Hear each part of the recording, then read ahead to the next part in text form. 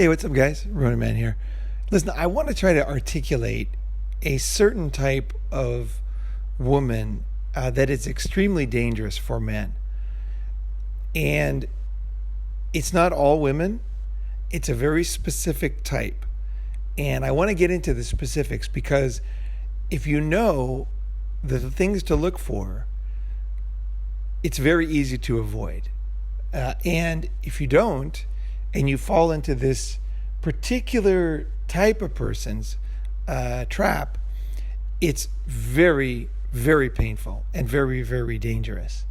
So there's different scenarios that can be harmful. Okay, and this is one of them. So this type of individual, okay, I'm going to call the mercenary future single woman victim, is the best way I can describe this type of person. Okay, so I'll give you a background. So it's a combination of her background, her maybe upbringing, her financial situation. You know, it could be a lot of things. It's like about part of it is about just her specifically, and then the other one is what society offers to make this particular situation possible. So what the goodies that are available for somebody doing this. Okay, so it's playing on the victim. You know, some people are victims, and so because of that, society set up a lot of things that are there for victims, and but this is a person who deliberately uses these particular programs. It's kind of like somebody who, let's say, makes a lot of money. Like I read in the UK, there's a lot of like drug dealers who are making tons of money, but it's all not taxed. And then they're taking government, like the government has these great housing programs in the UK. Whereas if you don't have income, they'll give you a nice house, right? And I forget what they're called, but at the moment, and so there's these guys with tons of cash, beautiful cars, but no money above the board, and they're taking these houses. So that's the type of thing. They're taking advantage. They don't need them, but they're taking advantage of particular government programs. And so it's a combination of those two things. So let's get into the type of person and that would be a fit for this particular. I'm going to call this one is somewhat of a scam because it's so serious. It's not. This is really what do you call it? It's really quite dangerous, actually. Okay, so let me see if I can give you in a nutshell what it is first, so you can get an idea. So it's a woman who there could be a lot of reasons why she gets into this position, but for whatever reason, she's in a position where a lot of things have not worked out for her. Okay, and she's at a certain age. So usually this would be a woman in her mid-30s.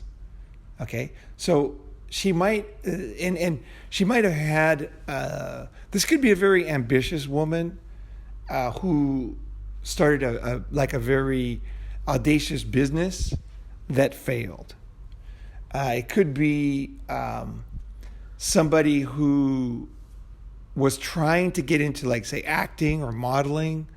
You know, like one of these businesses where there's a lot of benefit if you become a star, but most people don't, right? And then they try, they go to Hollywood, and they become, like I say, a waiter or a waitress, and then they keep trying, tryouts. Finally, at some age, they realize this is not going to work. Okay, but they're very disappointed.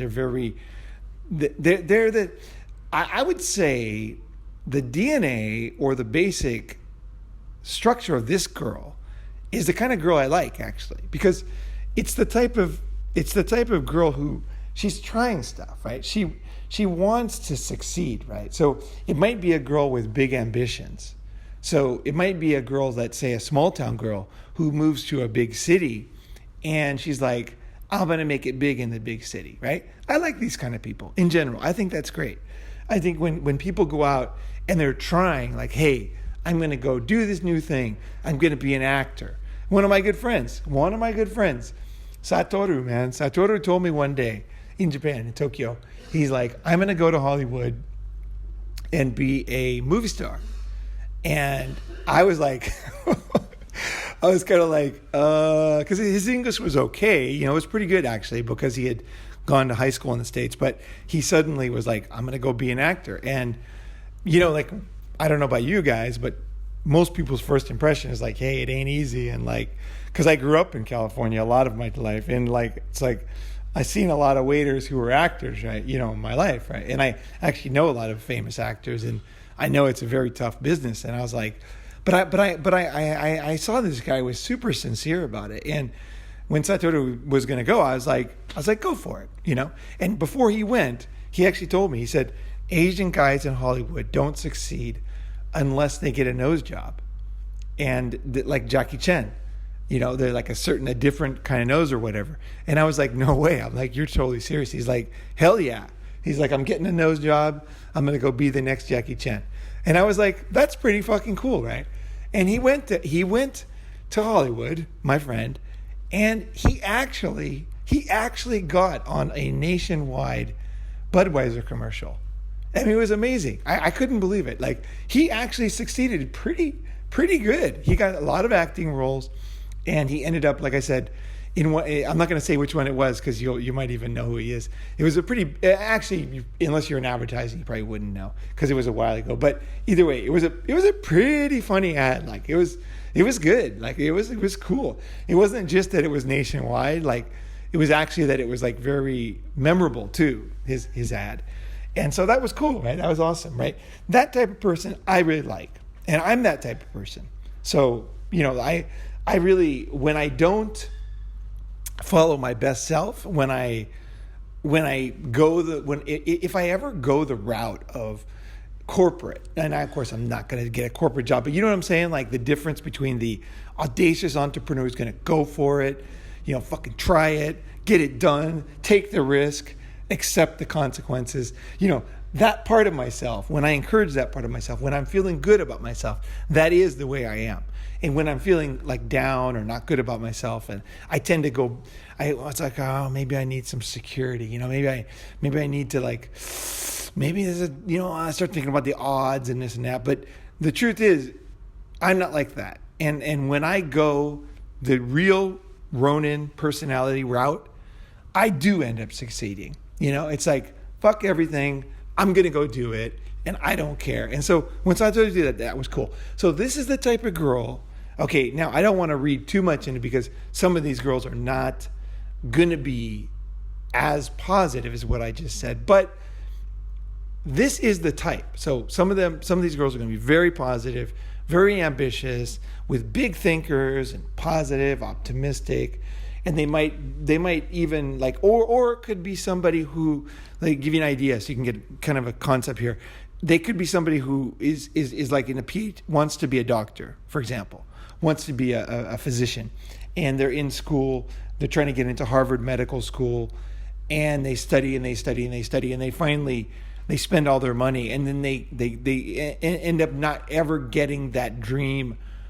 They don't, or it just ends up being not what they wanted. Like maybe they want to be a specialist with their own very high-end clinic, you know, where they're like almost like a brand, you know, in a specific profitable area. Like for example, in dentistry, right? There's like, you can be a regular dentist or you can do implants. And if you do implants, I don't know what it's like today, but I know a few years ago, if you did that surgery or that whatever procedure, you could make a ton of money because it was like easy, it was quick, it was like a lot of people wanted to do it, it was new, and if you just specialized in implants, dental implants, then you could make serious money. So there's always something like that in medical stuff, right? So that might be the kind of goal, and then let's say that it ends up being, in their mind, a failure. So maybe they become a doctor, but it's not, you know, like maybe it doesn't pay that well. Like I have a friend here in Bangkok who's a cardiologist, and the guy only makes about $125 a day, and he works his butt off, right? So, like that is not what this guy speaks English very well. He's very articulate. He's traveled the world. $125 a day is not really what he was looking for. He wanted more, right? So there's a lot of things like this in life, right? So either way, let's just say that there's some kind of disappointment, not quite reaching, and it could be, like I said, an entrepreneur. So let's say, for example, in this example, a girl from a small town moves to a big city and she succeeds, okay? She gets whatever it is that she wants, and she makes a lot of money. Then she takes that money and invests it into a new business and loses all the money. Now, this is a very common story. I know for myself because I also did the exact same thing. I moved to Tokyo. I made a ton of money in headhunting.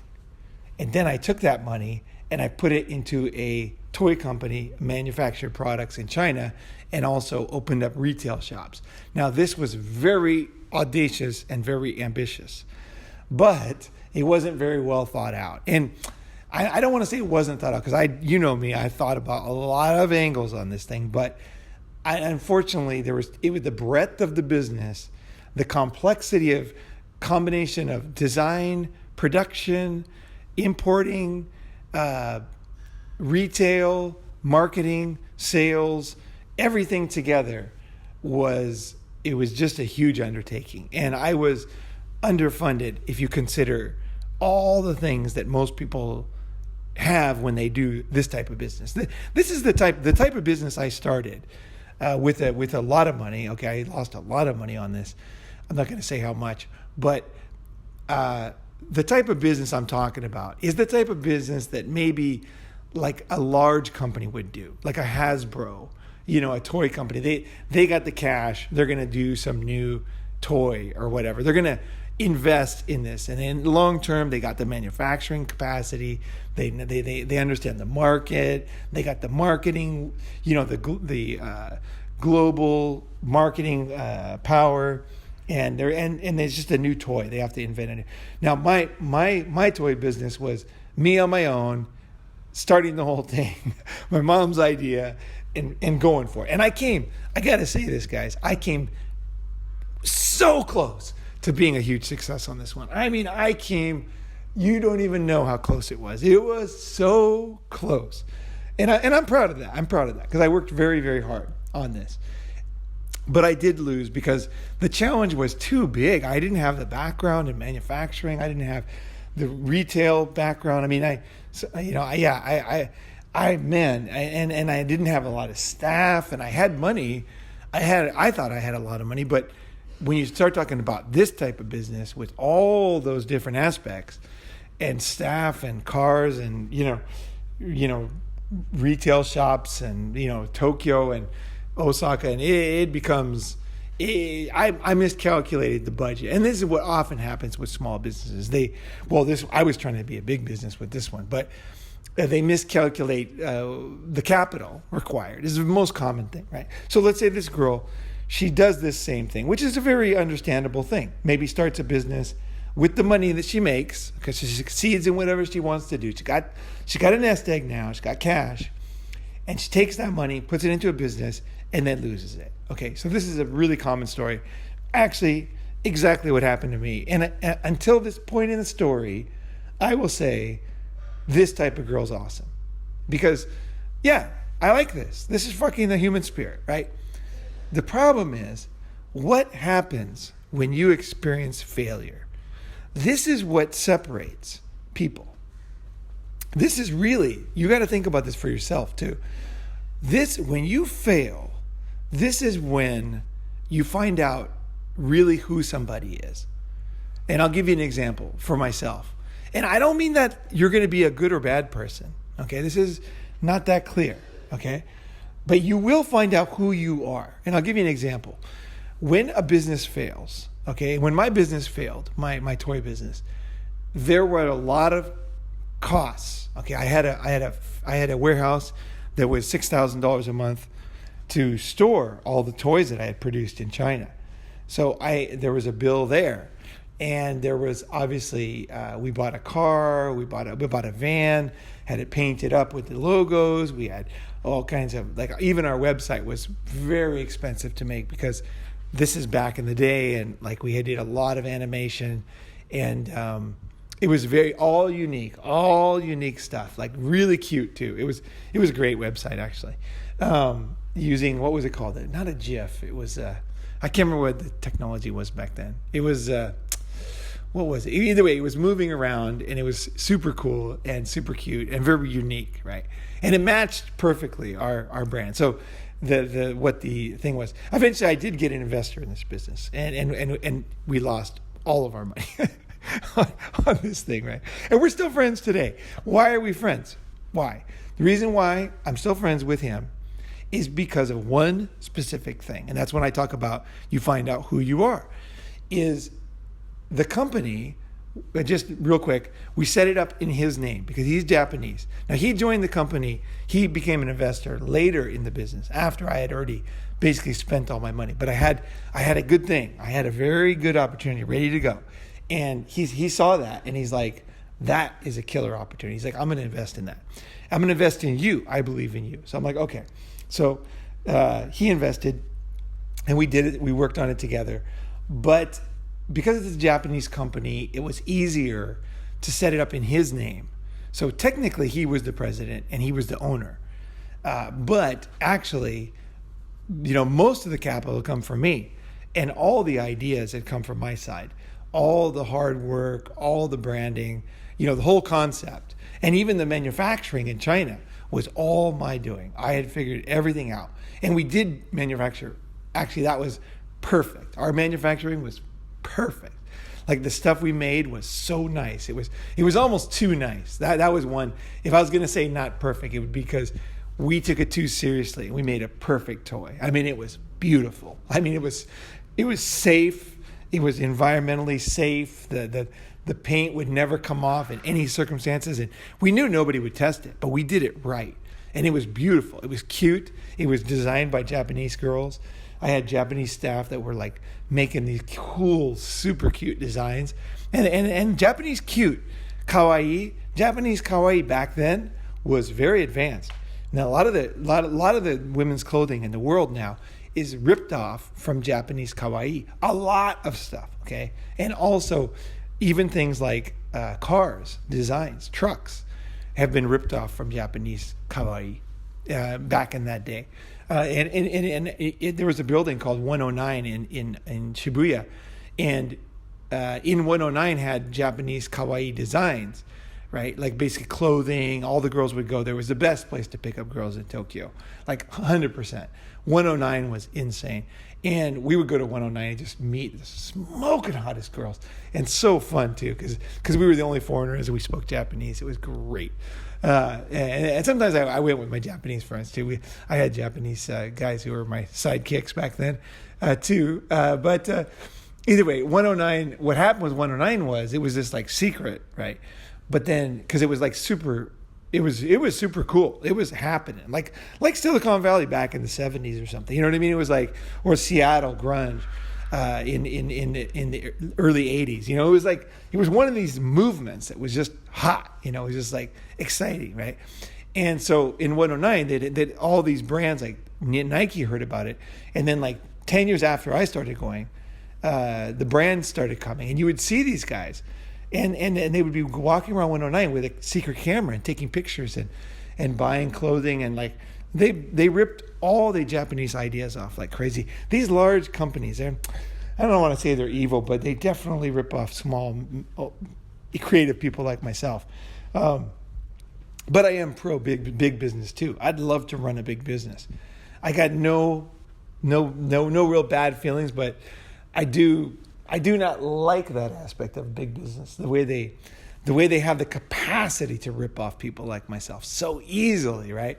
And the company doesn't have the corporation doesn't have it's not like me, right? It's not like a one person who makes a decision, right? So my decision was, when the bills came, the company failed, and the company was in my partner's name, okay, my investor's name, I didn't have to pay for the bills.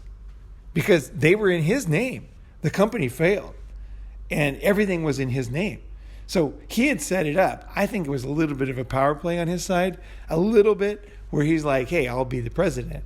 In case this thing goes really big, I'll get more control and then push Ronin out, or Ronin can be under me, right? I think that was his plan looking back. But either way, that didn't come to fruition. But so what happened was the opposite, is that he was the president on paper and there was tons of bills coming. Like I said, it was $6,000 a month for just for our warehouse alone to store the toys, because we had like 30,000 sets of these things, and I had 30,000 pets inside my house. Little pets, these little pets. They were part of the whole toy. It was a complicated thing. It was like when I think of the complexity of this business and how crazy it was to do this as a single guy. Like, it's so crazy, it's so audacious. So I do love entrepreneurs. I love this spirit of I'm going to do it. Whether it's entrepreneurs or, Elon Musk, like that kind of guy, or somebody like Usain Bolt, or someone kicking a can out in Brazil and becomes a Premier League star. I love that stuff. I love that. They're out there doing it. And that's the way I live my life. I like to live that way. I like friends like that too. So I paid the bill. I paid the bills because I had said I was going to pay the bills when we started the business for specific things. He was going to pay for some things. I was going to pay for others. Well, I was paying for the warehouse. I was paying for the manufacturing. I was paying for certain things, and then he was paying for others. When those bills came, we had agreed I was going to pay them in the beginning, but now the business failed, and I felt like we should share them. I mean, I really felt that way. But he never offered to pay. So I went and gave him the cash to cover every single bill. I gave him all the money.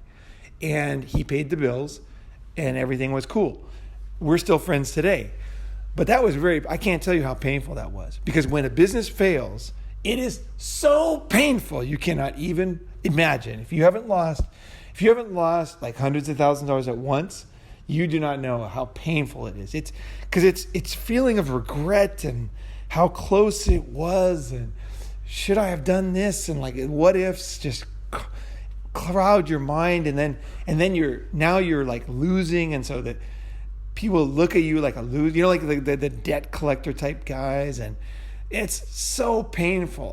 When you succeed, it's so great. When you fail, it's so painful, right? And so I was kind of going through that, and so basically, yeah, that. But I paid that bill. Now, I didn't have to legally pay that at all. In fact, I didn't have to give him a single penny. Our agreement was half probably. Because we were both paying. We were paying at this point. It had changed. We were both paying the bills, and I really felt like he should pay half, but he didn't offer, so I paid. And I, today, to this day, I think of myself, I think, wow, like that, those bills were painful. Like I remember how freaking what I had to give up because I wanted to start a new business in China at the time. And I did. I started a successful business in China, but I didn't have the amount of capital I would have had, right? And so it was still, I had made a lot of money, so it was okay, but it was, you always want, what you want this and that, and you can't have it. It's like, and so, but I found out after that, when I really had time later to think about this, I thought, wow, you're the kind of guy who would pay a bill, even though you legally, a very, very painful bill, even though you legally don't have to, because of your friend.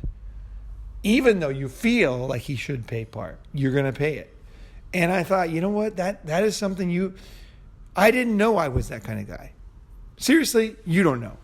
It's when the bill comes and the pain is there, is you find out who you are.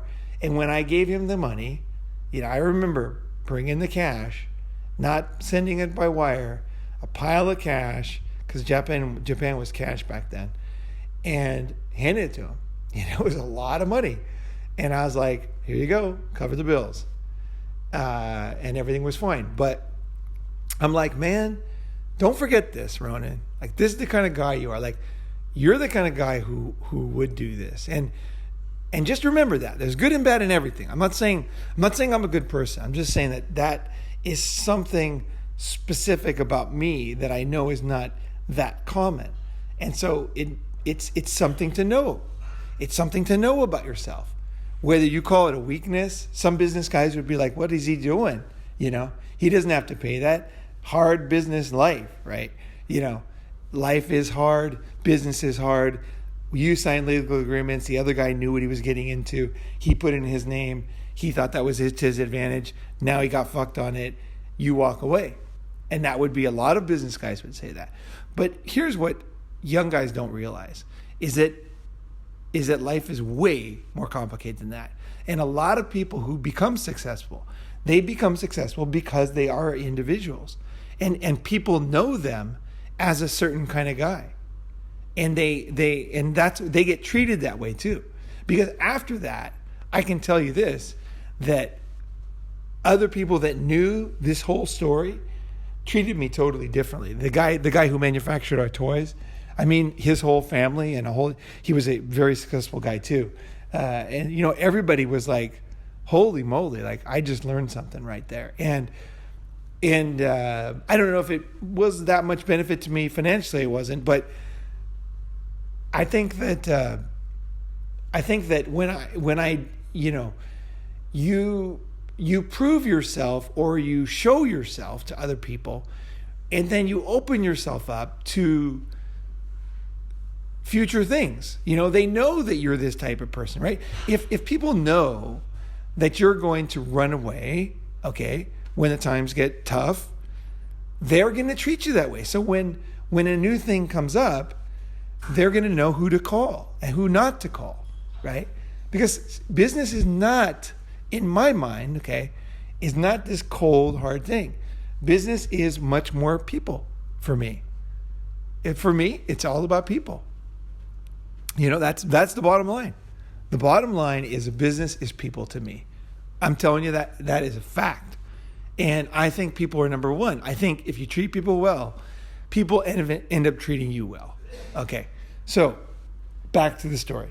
So the girl now has lost the money. She's lost the opportunity. She has a lot of sunk costs.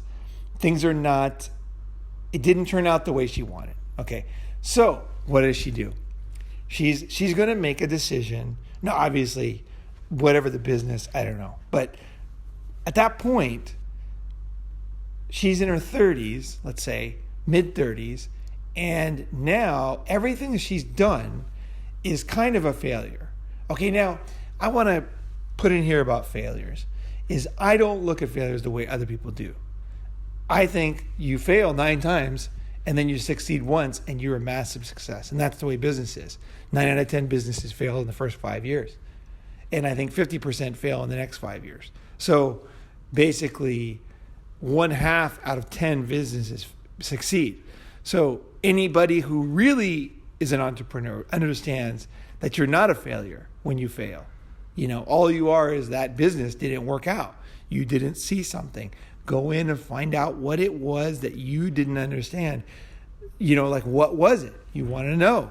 You want to learn. That's what you get from failure. You get an opportunity to learn a lesson.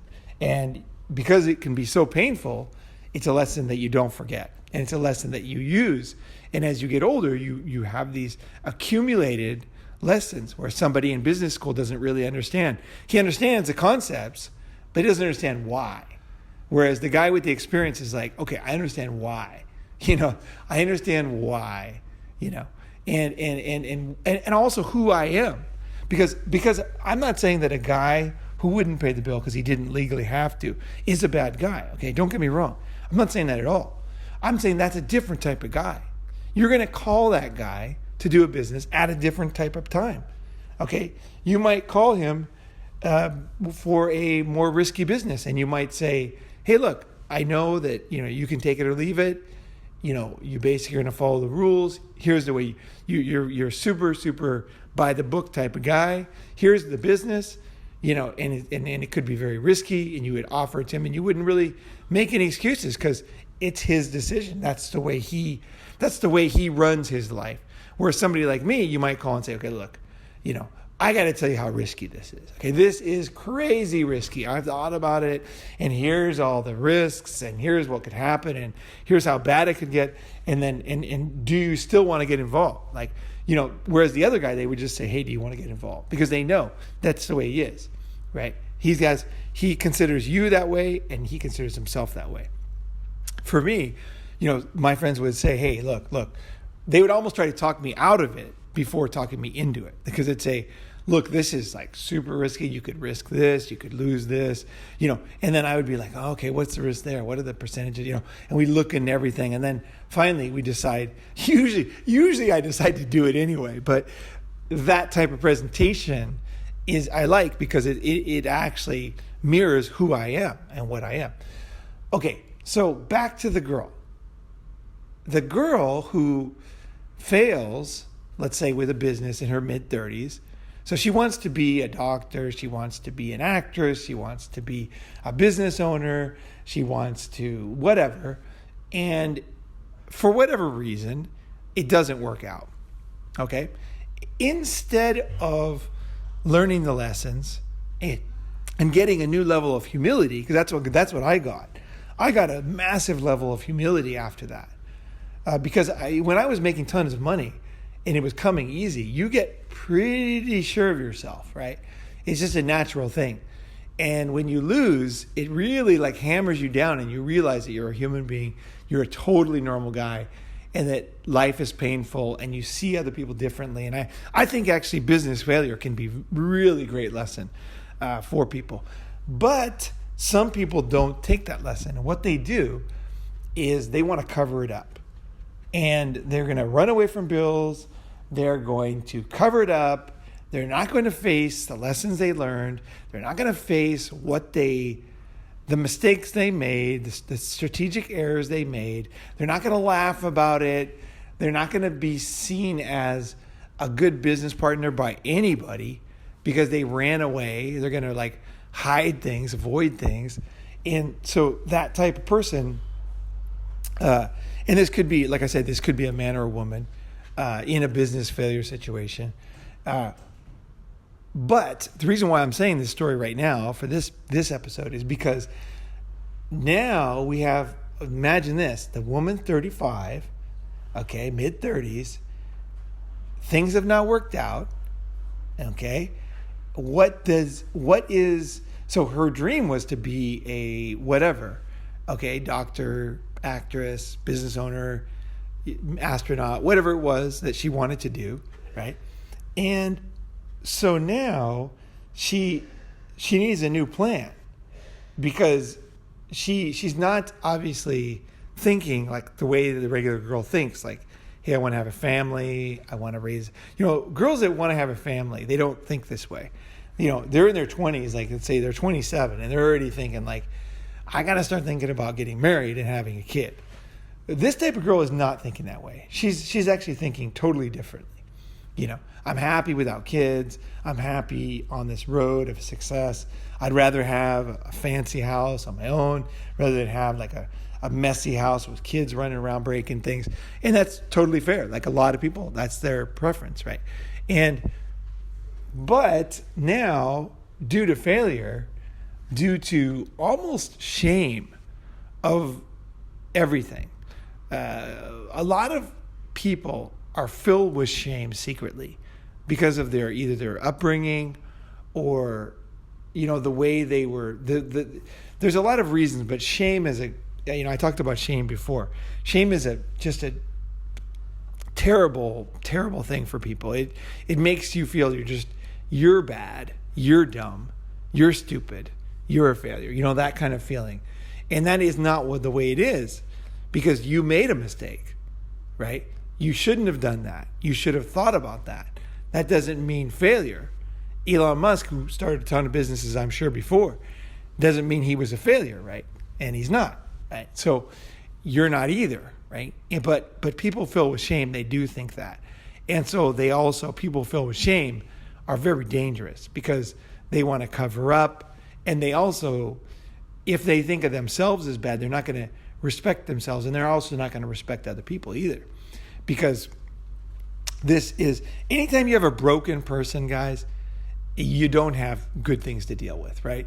You don't know what is going to go wrong, but something's going to go wrong whenever you have a broken person and a heavily damaged person, right? Especially someone's secret, covering up their own failures, their own mistakes, and an intense feeling of shame. And so now this person is in a situation where they need to reinvent themselves. Okay, I got to reinvent myself. So what am I going to do? I'm going to become a mother. Now, but this particular person is not thinking, okay, this is the dangerous part, is not thinking, I want to have a loving family. Okay, I'm looking for a husband that I love. And then with this person that I care about, that I match with, that I feel comfortable with, that I'd like to spend my life with, that I'd like to go through hard times with, I'd like to grow with, I'd like to support when they're down, and I'd like to know that this person truly cares about me and sees me. All these things that somebody who wants a long-term relationship would be thinking. She's actually not thinking that at all. This girl in her mid-30s is thinking, okay, things didn't work out. What can I do now? Like, I can't start another business. That's gone. I lost I don't have that. I can't keep doing what I was doing before, because let's say, you're aging, you don't fit. Certain businesses change with your age, right? And you could be, even if you're an actress, a lot of actors and actresses are child actresses, or they have a certain role, and then like after that, John Travolta had the hardest time breaking out of the disco role, and finally he did it with Reservoir Dogs, and had a very successful career. But it was really difficult to break out of that, almost impossible. In fact, he kind of did the impossible, basically, breaking out of that image that he had, right? So that kind of situation can happen too. But either way, now things won't work in that business. They have essentially failed, okay? And the girl is thinking, what can I do? Like, she basically doesn't like or respect men. Because if she did, she would have been, it's very natural. I mean, if you look at dogs, if you look at mosquitoes, if you look at humans, when they're young, they become adolescents and they start getting interested in the other sex and they start to make babies and stuff, right? That's kind of one way that humans and other creatures can go. And there's another way, right? And this is the single way. This is, I'm going to do it myself. I'm going to be a success. You can't really overestimate or overstate the difference in these type of people. And this girl that I'm talking about, this type of girl, is not at all thinking about having a family. In fact, she thinks in her mind, okay, until now she's been living one life. Now she's like going to change, right? Her thinking is actually, and this is why she's so dangerous for men. She's actually thinking, I want to be a single mother. I want to have a child that I own. I need a child in the same way that somebody who gets into a profession needs a license or needs a suit. Okay, I have to have a suit if I'm going to go do an interview, and I have to have a driver's license before I can be a driver, delivery guy, right? So she's thinking, okay, I need a baby so that I can reinvent myself as a mother. And this is very common with women who work in the sex industry. Very common, okay? Because they age out of it and now there is no future, right? But they haven't really thought about it. But suddenly they realize, oh my gosh, there's no future in this business. I don't want to be a producer. So what am I going to do? So what she does is she says, I'm going to be a mother. And unfortunately, it's not a family. Her idea is not to have a family. Her idea is not to have a person that she loves and cares about and has a, to death do us part. Her idea is, I need a kid, and the best way for me to do this would be to be a victim. Because I want to own this kid. I want this kid as my badge. Okay, what is the most powerful? So there are, like I said, there are victims in the world, and because of that, society has set up a lot of things to help those people. So, for example, a victim, okay, might need to go to a shelter, okay, like a victim of violence, but once that shelter's set up, the victims will go there, right? And that's the way it should be, and that's what they're for. But other scammers will start to see the system is working so well for those girls, and they're like, how can I win on that? Just like the drug dealer in UK is going to, because he doesn't have taxes, he's going to say, well, I don't have any income, and he's going to get a house, from the government. And he wins both ways. He has tons of cash, and he gets free shit from the government. That's a winning combination, right? That's a win-win-win. If you don't care about people and you're not empathetic, you can really play any system to the max. And this is what this particular type of girl decides to do. So she says, okay, I'm going to reinvent myself as a mother, because a mother is a good thing to do when you're 35. Makes a lot of sense, right? Mid-30s, going to be a mother. Everybody accepts that. So people will trust me. Okay, next, I don't want to share. Like, I'm not looking for a man. I don't want a family. I just want to have a kid so I can be a single mother. And so the man that I choose, okay, I'm going to choose a man who is going to give me a healthy kid. Okay, so I want a handsome man, athletic, and all that. Genetically, I want a good man. Okay, but he is actually the biggest risk for my plan, because my plan is to be a single mother victim. And the biggest risk is not my family. It's not the police. It's actually this man, because I can't tell a man that this is what I want. Now, of course, you could go to a sperm bank and get a baby, and that would be the proper way to do it for a woman who had this mindset. She says, I'm going to go to a sperm bank. If they accept me as a single mother, I'm going to go and get a baby. And that would be what an ethical person would do. But an unethical person would say, wait a second, I don't like men anyway. They haven't treated me well. I have a bad experience with my father, with my, men have not, I'm resentful, okay? So men in general, this is a key thing, men in general suck. And I'm angry at men in general. This is really powerful, because if you hate a gender in general, it's very easy to treat a specific person badly, because you have a lot of excuses. You're like, hey, men are like this.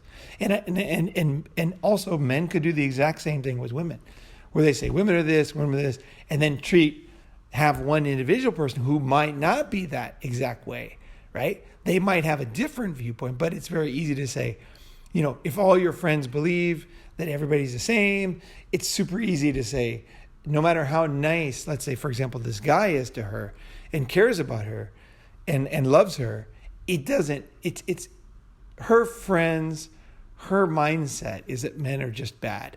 So you're a man, it's obvious, right? It's so obvious that you're one of them. Just a couple of, especially if you have bitter friends, oh my gosh, then you got an easy road, right? Because you just say, I don't know, he just doesn't make me feel the way he used to make, whatever, you could come up with anything. She'll be like, oh my gosh, I know what you're talking about. Mine did this, he did this. And that's, but she's like, she doesn't say anything. He didn't do anything. Actually, she's just making the whole thing up to have her friends support her, right? Which is very easy if you have a bunch of man-hating friends. Very, very easy. And that's why I say to guys is that this whole all women are the same thing, is very, very dangerous. It's dangerous for your own soul because you have to look at individuals for what they offer. Now, you also have to look at the society and the legal system, which might make you say that all situations are the same, but not all people. That's the distinction I make. Situation could be the same, but the people are not. Okay? So you might make a decision based on the situation, right? So let's look at what in the temptations there. So now we have somebody who wants to reinvent themselves. They see a mother as the most powerful, easy to believe, best, like persona. Okay, I'm going to be a single mother. But they say, wait a second, if there's a man involved, then I have to spend my whole life with this guy. And I don't like men. I don't want this guy around.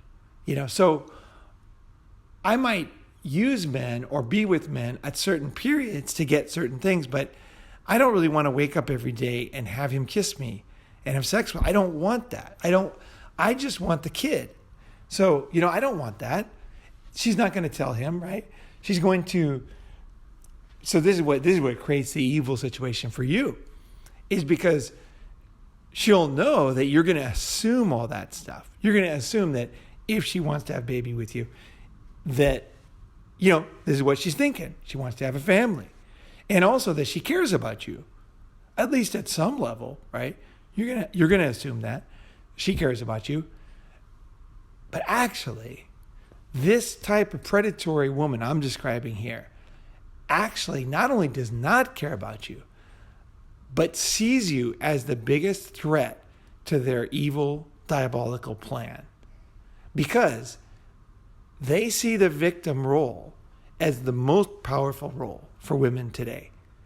If you are a victim and a single mother, you get a lot of help from society, you get a lot of sympathy from people, and you are a permanent superwoman victim.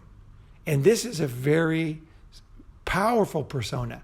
This persona is created by real people who originally actually were like this. They got screwed over, or maybe their husband died in a farming accident or whatever, and they had to raise kids all on their own. And it was not easy. It was really hard. And they had to give everything they had to do it. So those good people at the beginning created this type of, icon, persona, personality, whatever, this image, this idea, and then anybody can fit into it. Kind of like this. Somebody invented the miniskirt, right? Somebody invented fake eyelashes. But now a girl can just go to the store, get a miniskirt, get eyelashes. Those are very sophisticated tools that were developed over a long time to have a very powerful effect on men.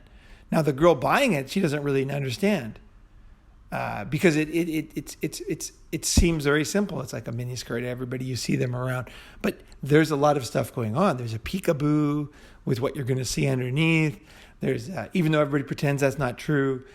There's all these very, very sophisticated concepts being put into that one simple thing. And it's easy to buy. So it's easy to jump into a persona. Say, hey, I'm a single victim mother. Everybody's just like, damn, another one. That this is something that brings like all of the empathy and kind of, the help, the power of society and man, because this is our biggest, we want to protect children. And the woman's got the child. We're going to protect both. Make sure she's okay. Make sure she gets food. Make sure she's safe. Make sure things are okay with her. That's why when you see a woman with a child on the street, homeless, begging, it's not very long until someone comes along and says, hey, look, we got something for you. Come over here. Whereas a guy could be on the street his whole life and people might give him a sandwich, but like that's basically it, right? So society has a certain way of dealing with these things. Now, of course, there are going to be exceptions, but But don't let exceptions confuse you. Exceptions exist, okay?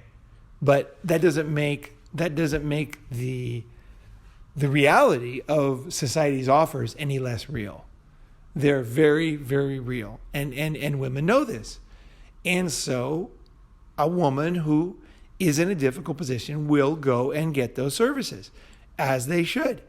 But as with any situation that can be played, that can be gamed, a situation can be gamed, there will be people that will start to see this and say, I want that. I'm not in that position, but I want that, And you see this with every government program. You're always going to see people later on trying to take advantage of a situation. Whatever they got to do. If it's easier to get into school based on ethnicity, you have people lying about their ethnicity, right? I'm 110%. I'm 100% of something, right? Because the government system's there. Not saying it shouldn't be there, but I'm just saying that after it's set up based on real people, based on real needs, you will have people later on, and you know this, who will come and try to take advantage. So the single mother victim, not every woman is going to take this one, because this is a ruthless, predatory example, because she needs to pick a man who loves her and cares about her and wants to have a child with her, while she absolutely does not care about him. In fact, has planned his demise and sees him as the biggest danger to her succeeding in her plan of being a single victim mother. That single victim mother then is very easy to find another man or to continue on in the situation, right? She might find a man who's less hands-on. Maybe he travels a lot. Maybe he's already got a lot of cars and money. That could be a good guy for her because she's not looking to live with him, that much. She's not looking for a sticky, real relationship. She just wants, she might find a guy even who's comfortable with that. So say, look, it's fine. I'll give you a house. I'll come by, see you once a month. All good. Do your thing. Have boyfriends. There's all kinds of situations now, arrangements that exist that you can find. So she will know that, okay, once I have the kid to myself, okay, where I own the kid, it's my kid. No, it's not his kid. I've destroyed him. So she will, which I'm not mentioning here, she will have to destroy the man because, again, he's the risk.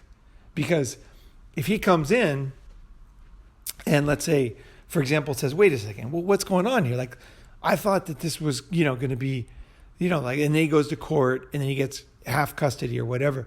This ruins her single mother victim thing because suddenly there's this man who loves the kid and the kid is talking about the father all the time. And there's pictures online and she's not the victim. And you can see very clearly the guy's a loving guy. And it kind of ruins the whole thing. So this type of predatory woman will want to destroy the guy. Like literally destroy. Now she knows that she picked a good man. She knows that. But her goal is bigger than any single person. She wants this goal and she does not care. In fact, she accepts the fact that she will have to be absolutely ruthless and destroy a very good person to get this goal. But she says, well, this is worth it. I want this goal and I don't care. And then she will go about all the things she needs to do, get the right friends, create the right smear campaign to get people doubting. She will, whatever it is that is necessary. And then eventually it comes a time of the ruthless movement. And this is similar to when somebody has an abortion. They have a lovely baby in their stomach and they decide this is not going to be convenient. This human being inside my body is going to make my life inconvenient. And so I will kill this child. And then I will just act like I will move on because it's too much trouble. And maybe it's inconvenient socially. Maybe the child is half another race. Who knows, right? Could be a lot of reasons why abortion obviously happen. And there's many good reasons too, right?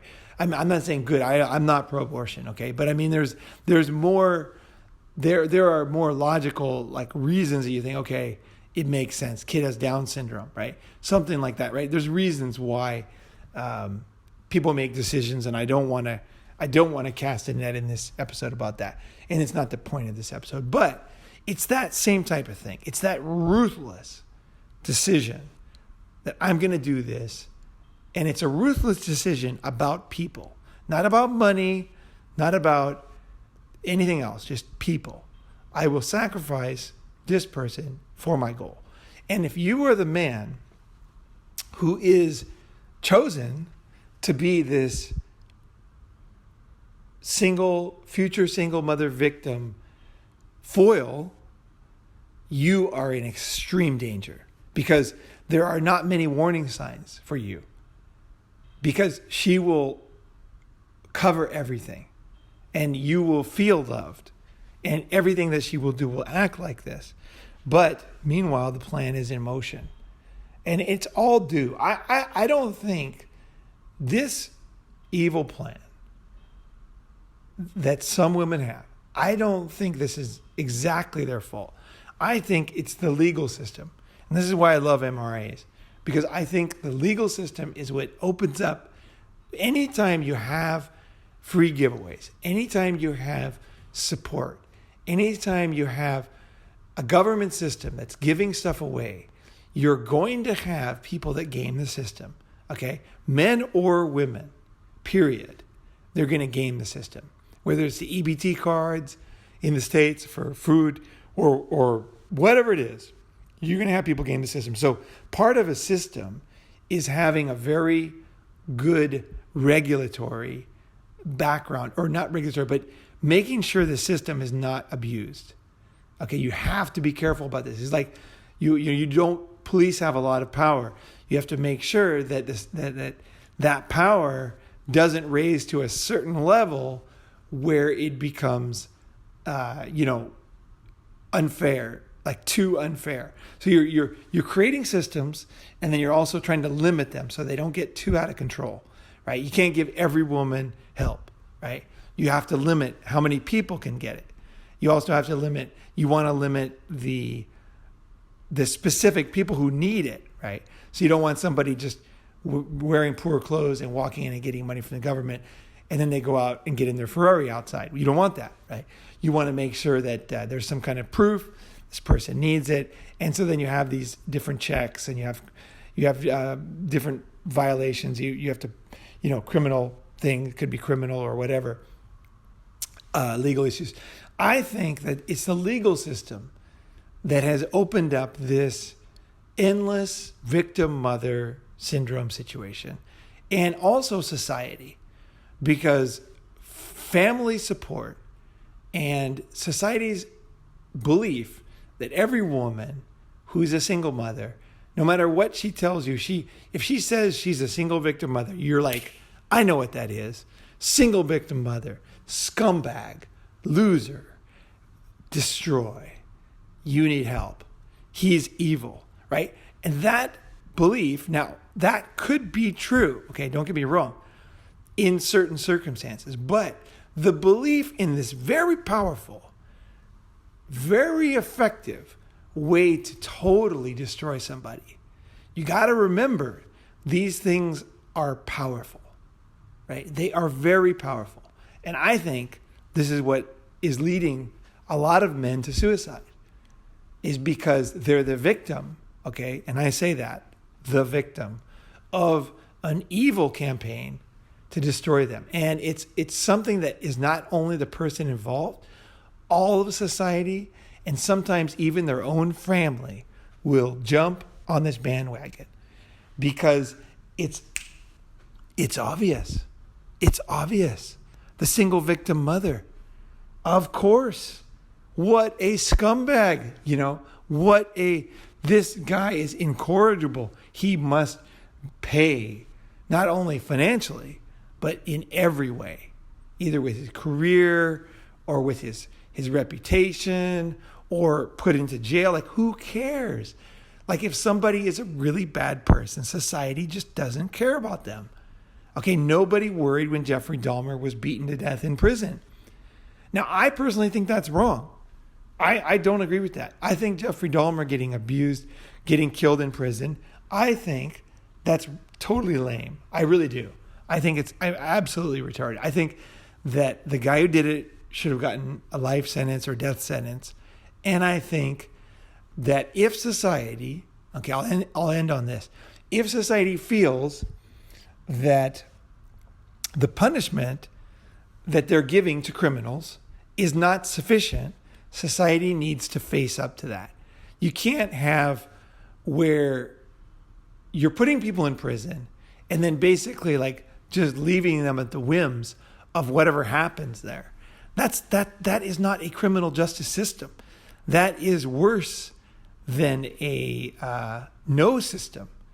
That is really putting people at the most risk, and it doesn't punish the right people. Now, in this case, a lot of people would argue, and I could probably argue that of all people, Jeffrey Dahmer probably deserved it the most. But that's the thing. If society didn't give him what he deserves, society needs to look again, okay? But they don't want to because it's too complicated. Society doesn't want to say something like, wait a second, the death penalty doesn't exist in that state. And so the reason why he didn't get the death penalty, he should get the death penalty. And then say, but the death penalty guys are going to say, no, the death penalty, no, the black and white, no. Or yes. Both sides are saying this. But the truth is, everybody knows that a guy like Dahmer probably deserves the death penalty, right? And that's the thing. You have to have a flexible system that can properly, accurately, to people's satisfaction, police the thing and also punish the thing. And that's the way it is. So I want to say thank you very much for being here and for listening. And I hope you guys have a great day.